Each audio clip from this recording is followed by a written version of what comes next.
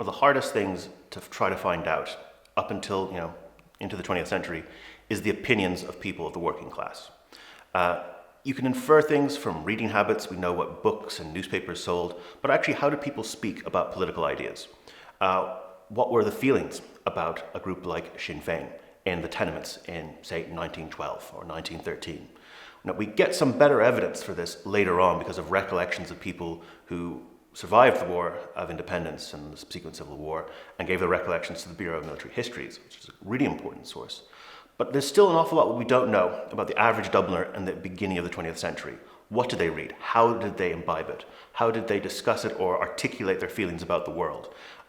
It's something that every historian has to contend with, the impossibility of putting the dead to an opinion poll. But actually understanding their political outlook is something that's too easily overlooked in favor of political biographies of the big movers and shakers of the revolutionary period. We know what James Connolly thought because he wrote. We have those writings. Too often we have to use guesswork to understand the real emotions, feelings, and ideas of those who didn't enter the historical record in the way that some of the big names did.